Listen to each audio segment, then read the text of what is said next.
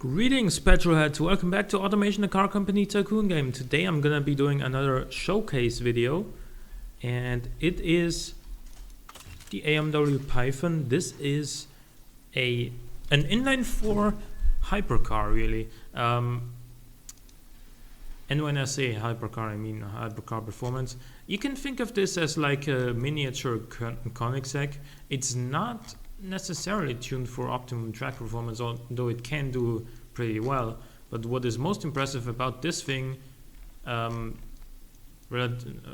just considering its size, is its straight line performance. So as far as the looks go, I went for a pretty aggressive setup here with some vents on the bonnet as well, and you know, the kind of aggressive front bumper here, a wing, quad exhaust, LED braking lights on the rear. Of course, this is a carbon fiber construction, double wishbones front and rear. What else did you really expect? And let's move on to the engine. As I said, this is an inline 4. It's 2 liters. All the best materials, some quality in here as well to, you know, kind of help out the reliability, which is still not that great, but it's a hypercar. It doesn't need to be all that reliable, as long as it works when you want it to. Now, of course, when do you not want your car to work? But given the nature of this car, you're not going to drive this every day anyway. Very aggressive cam profile, 9.0 compression ratio, VVT on all cams, turbocharged obviously, and I went for the air-to-air intercooler instead of a water-to-air for 2 reasons. One, there was no large water-to-air intercooler available, so it wouldn't have been effective enough to cool this gigantic turbo. And number 2, air-to-air is also lighter than water-to-air, and this is a very, very lightweight car. So as you can see here, 1.5 bars of max boost, and we got some pretty rich fuel mixture, throttle per cylinder configuration, performance intake, 9700 RPM rev limit, and then a big exhaust. No mufflers because it's turbocharged. It's still not too loud. Let's hear it.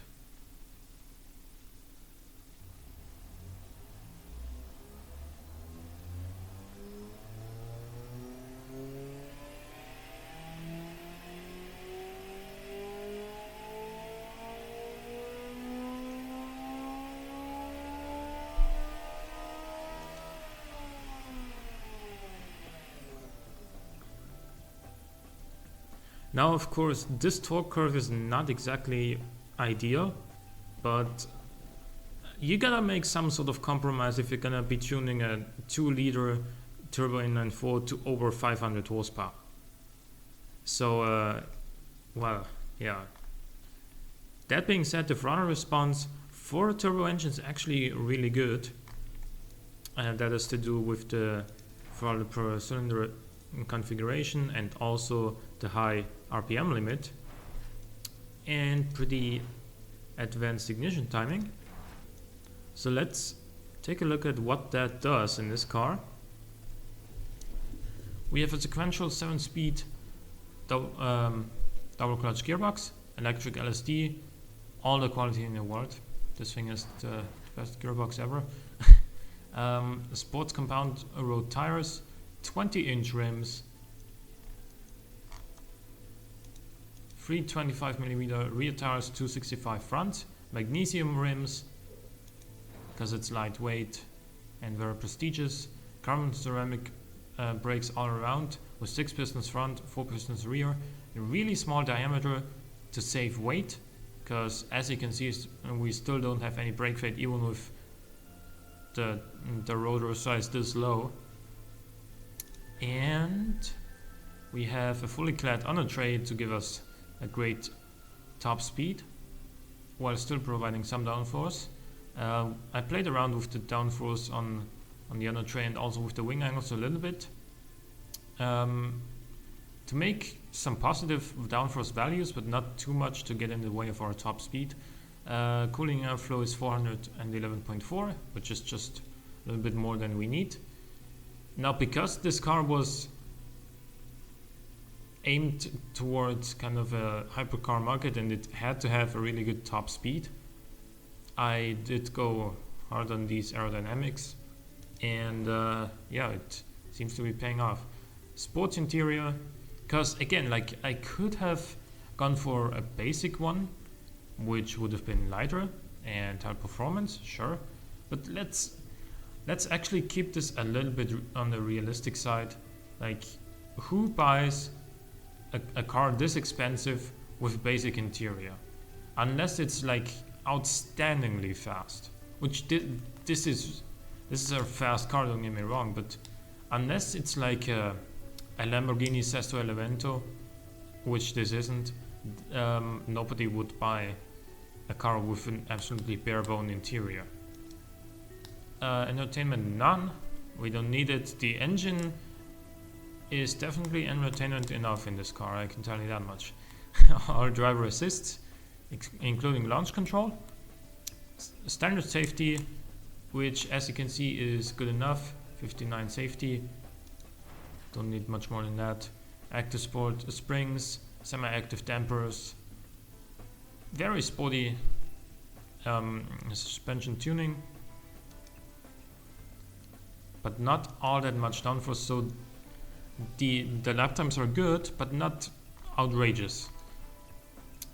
Drivability is 43.6, sportiness 78.9, comfort 18.8, prestige 38.2, and safety 59. Now, the drivability for a car with an engine that is this much turbocharged is actually quite good.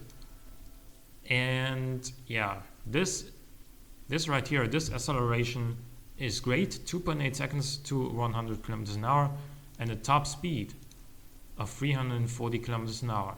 That is 211 miles per hour.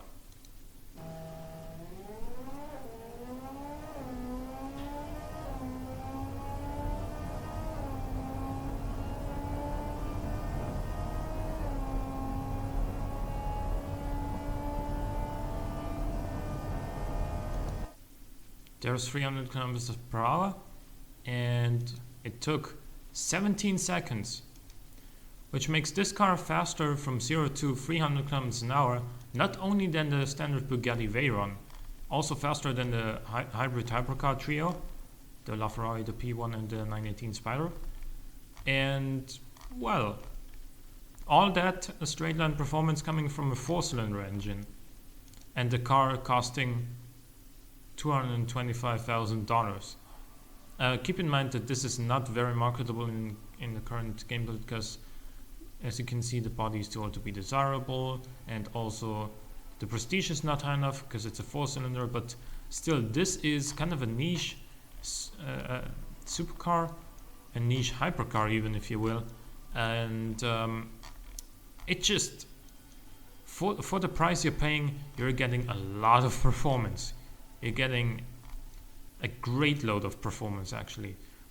Let's go to the airfield track and just run it around.